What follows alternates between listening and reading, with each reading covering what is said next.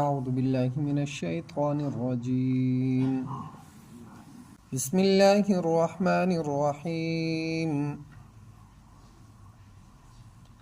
قتل الإنسان ما أكفره من أي شيء خلقه من نطفة خلقه فقدره ثم السبيل يسره ثم أماته فأقبره ثم إذا شاء أنشره.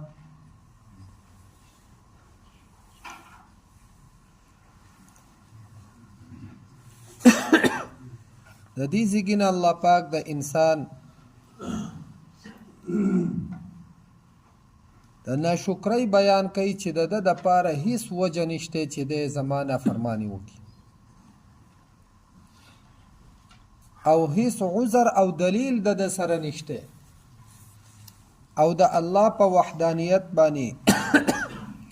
ډیر دلایل چې دی هغه موجود دي او گواه. نو الله پاک فرمای قتل الانسان هلاک دی شي انسان ما اکفره چې سشیز د اماده کو کفر ته یعنی سشی کافر کړه دی د کفر د پاره د انکار کولو د پاره د سره هیڅ دلیل نشته. نو الله پاک انسان ته د انسان هغه حالت بیانوي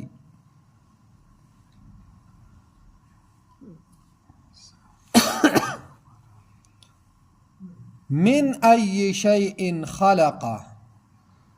چې دا انسان زما مقابله ته ودرېږي او د زما نافرمانی کوي. نو الله پاک وایي چې د شیز نه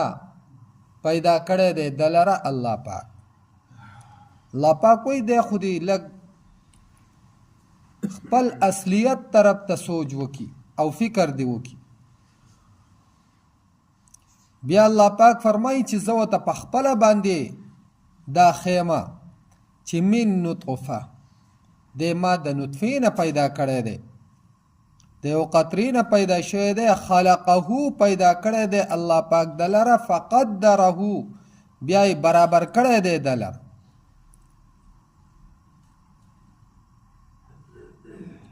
یعنی صرف پیدا کړی نه دی بلکې الله پاک د انسان د پاره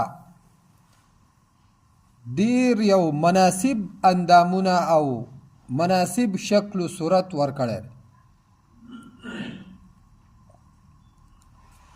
ثم السبیل یسره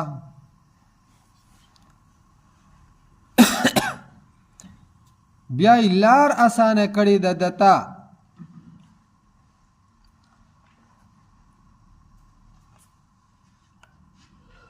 یعنی الله پاک خپل احکامات دا دته خولی دي او آسان کړی دي دته انبیاء الله پاک را لېږلي دي دغه شانتي بیا د عذر په وجه باندې الله پاک دله رخصت ورکړی دی چې که څه بیماري او د په ولاړه مونځ نشي کولی مثلا نو الله پاک دله رخصت ورکړی دی چې په ناستې وکړه. دغه شانتی که روجه نشي نیوی او بیماری نو الله پاک وایي روجه اخرى بیا بر دې قضا ونیسي. نو الله پاک فرمایي ثم اماته فاقبره بیا یې مړ کړی دی فاقبره او په قبر کې ایښودی دی. مراد د قبر نه عالم برزخ دی. ثم اذا شاء انشره بیا کله چې وغواړي نو راوچت بکړي دی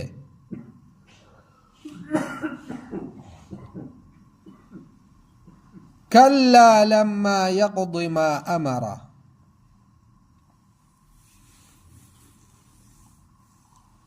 یقیني ده چې نه دی پوره کړی د حکم د الله پاک. کله په قرآن مجید کې په دریو معنو سره استعمالي یو معنی دا پخه خبره ده، یقینی خبره. دویم دی په معنی چې هرگز نشي کېدی. او دریمه معنی د کله خبردار. دلته دریوانه معنی صحیح کیږي چې کله پخه خبره ده، لما یقضی ما امره، چې نه ده پوره کړی د حکم د الله تعالی، یا خبردار چې نه ده پوره کړی انسان هغه څه چې دته حکم شوی دی د الله د طرف نه، یا هرگز داسې نه ده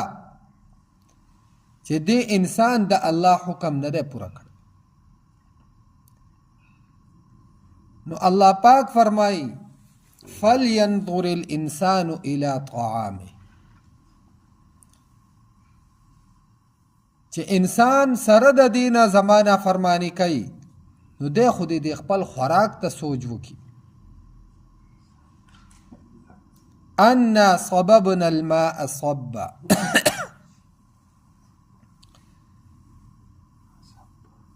چې یقینا راتوی کړي دي مونږه اوبه صبا پر راتویولو سره یعنی وافره.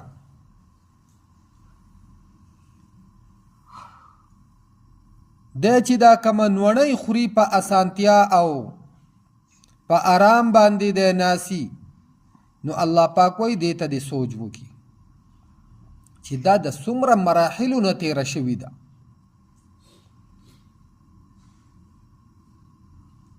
چې په ځمکه کې دانه واچولی شي الله پاک وایي بیا پې مونږه اوبه د برې نه راتویو.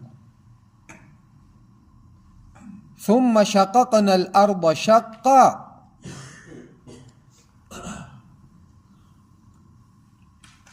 بیا چولې د مونږه ځمکه په چولو سره یعنی مکمله. فانبتنا فيها حبا، نو راټوکوله د مونږه په دې کې حبا تخم دانه مونږ راټوکولې ده. ګوره دا څومره کمزوره او نرم تیغ الله پاک وایي په دې ځمکه کې مونږه دې له څنګه زیږی ورکړی دی. دا ځمکه ورته مونږ څنګه د دې موافق کولاو کړې ده. که نه د دومره زور نشي کېدی چې دی په ځمکه کې راوځي په خپل زور او طاقت باندې، او څومره په حساب باندې مونږه د دې د اوبو انتظام کړی دی.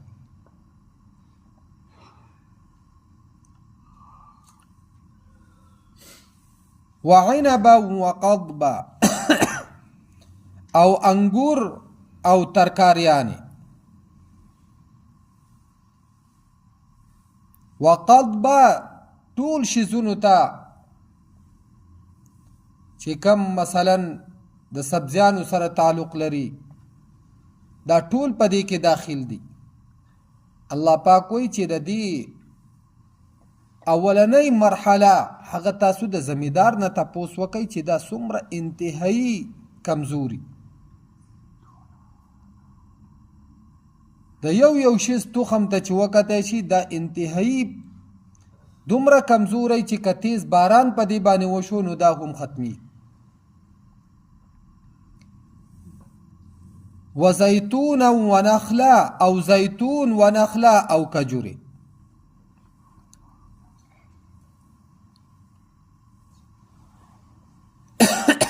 وحدائق غلبا، او باغونه ګڼ. دلته زیتون خونه دا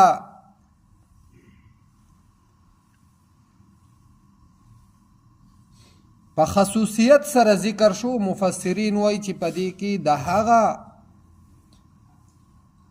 سیزونو نه کم چې قدرتی یعنی د ساورو په ذریعه باندې کم غوړي انسان ته ملاویږي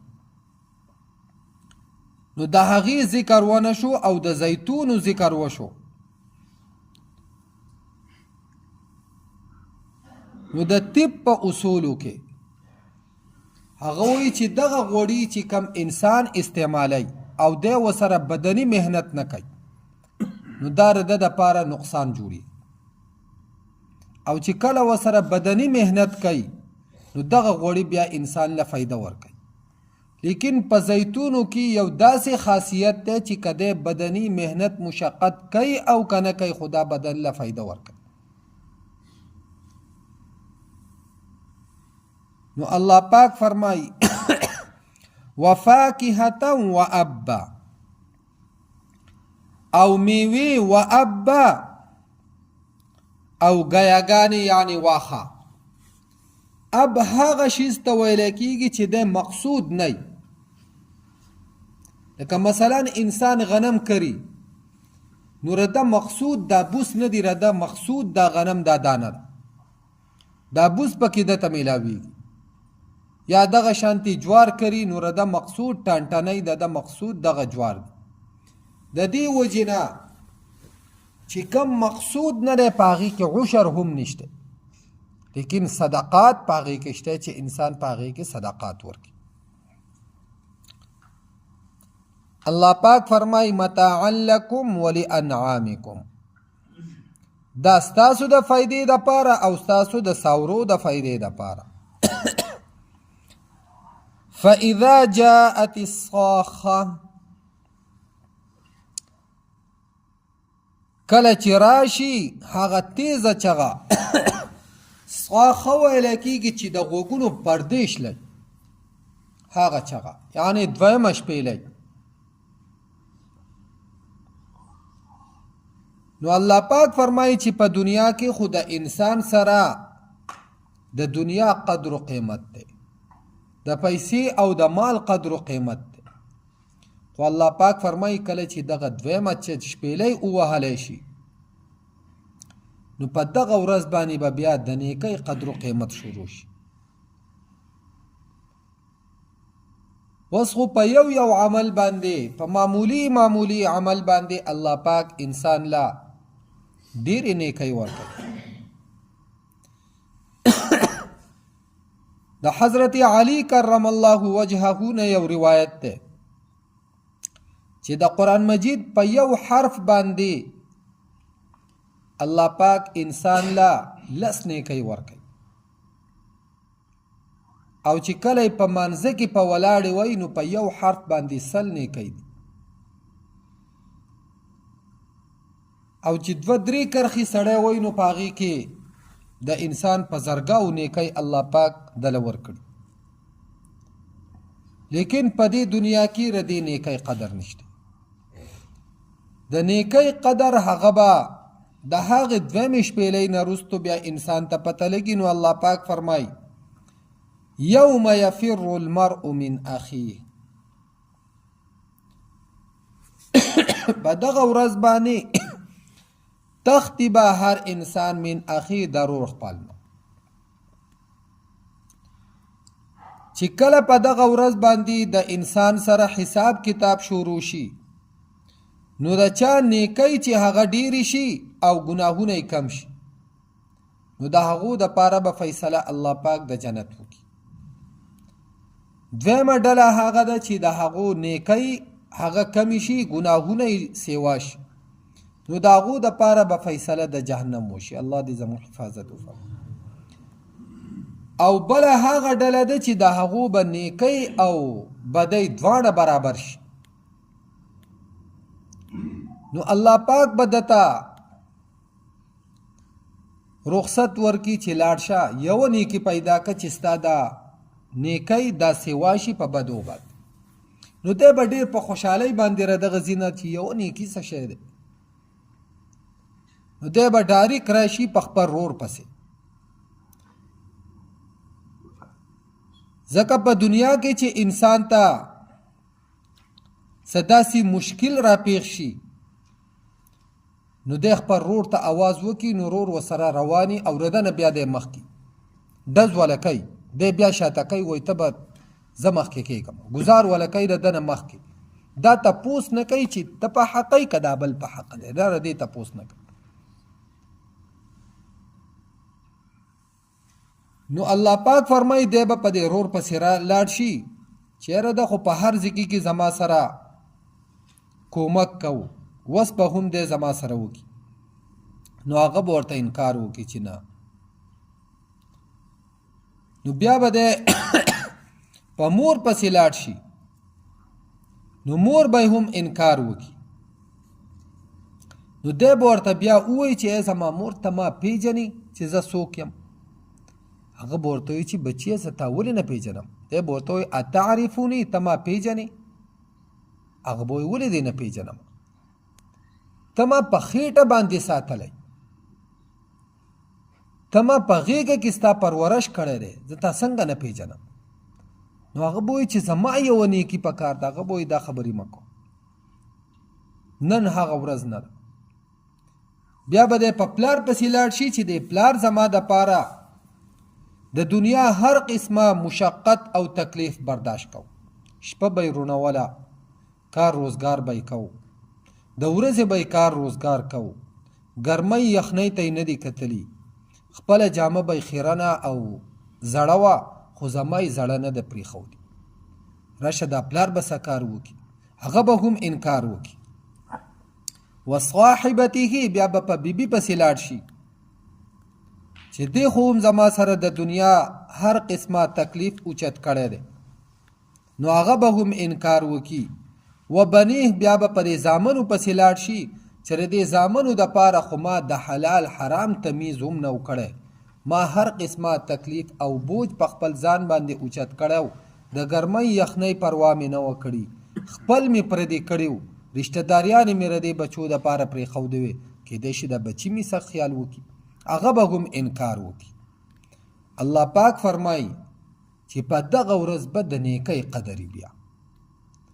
نو لکل امرئ منهم یومئذ شأن یغني د هر سړي دپاره به د دونه په دغه ورځ باندې شأن یو حال وي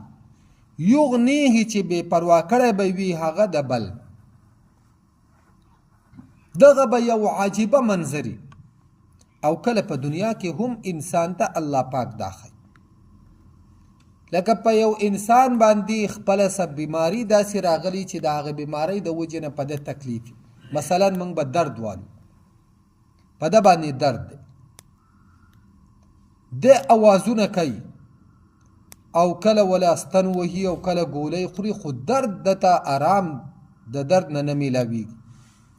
نو په دغه ټایم که څوک چغه ووهي چې پلانکی ارتاو شو یا پلانکی خوږ شو او یا چا ورسره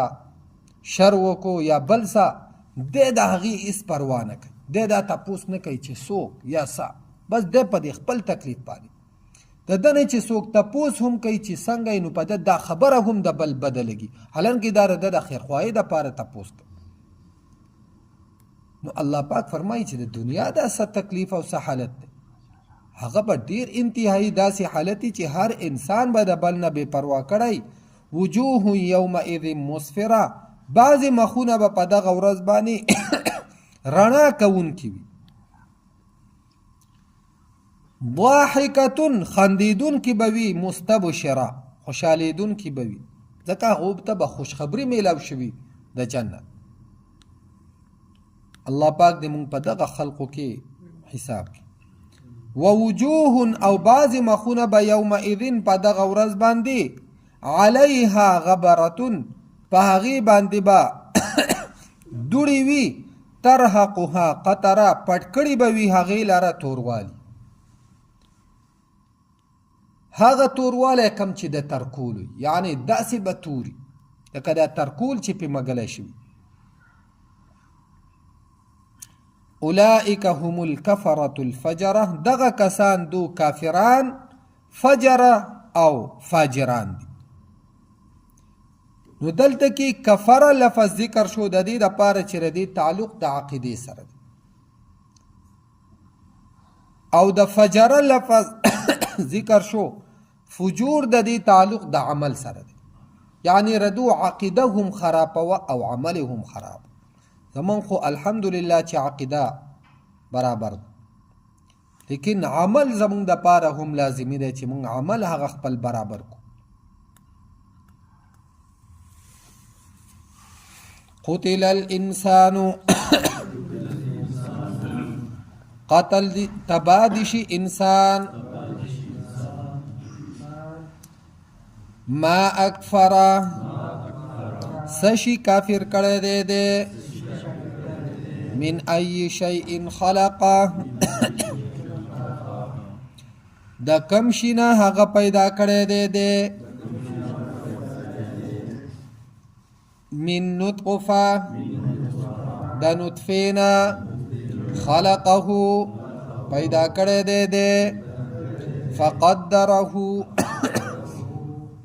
بیای برابر کړی دی دلرا ثم السبیل یسرا بیای لار اسانه کړی د دتا ثم اماته بیای مړ کړی دی دے فاقبره او په قبر کې اخو دے دے ثم اذا شاء بیا کله چې وغواړي انشره نو راوچت بکړي دلرا کلا یقینی خبر ده لما یقض ما امره چې نه ده پوره کړی د حکم د الله تعالی فلینظر الانسان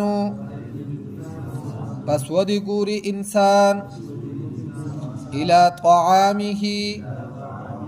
خوراک پلتا انا صببنا الماء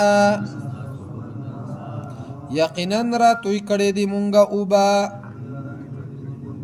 صبا وافرا ثم شققنا الارض بیا چولی د ځمکه شقا په پوره چولو سره فانبتنا فيها پس را ټوکولی دی مونږه پدې کې حبا دانی وعنبا او انگور وقضبا او ترکاریانی وزيتونا او خونا ونخلا او کجوری وحدائق غلبا او باغچی گنی وفاکهتا او میوی وابا او گیاگانی یعنی واخا متاعا لکم دپار د فیدی استاسو ولانعامکم او دپار د ساورو استاسو فاذا جاءت الصاخه بس کله چې راشي هغه تیزه چغه یعنی دویم شپیله یوم یفر المرء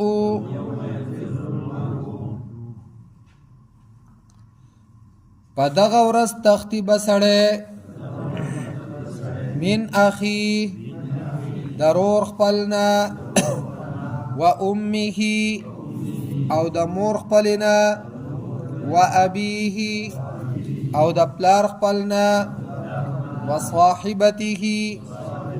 او د بیبی خپلنا و بنیه او د زامنو خپلنا لكل امرئ منهم د پار د هر سړی بوي د دونا یومئذ فدغ ورځ شأن یو حال یغنی چې مشغوله کړه به وي ده یعنی ده به د هر چا نه لا تعلق کړي وجوه بعض مخونه به یومئذ فدغ ورځ مسفره رڼا کوونکې وي ضاحکة خندیدونکې به وي مستبشره خوشالیدون کی بوی ووجوهن او بعض مخونه با یومئذن پدغ ورز علیها غبره باغی باندی بدوڑی وی ترحقها قطره پټکړی بوی هغې لره توروالی اولئک دغه کسان هم الکفرة الفجره دوی کافران فاجران دی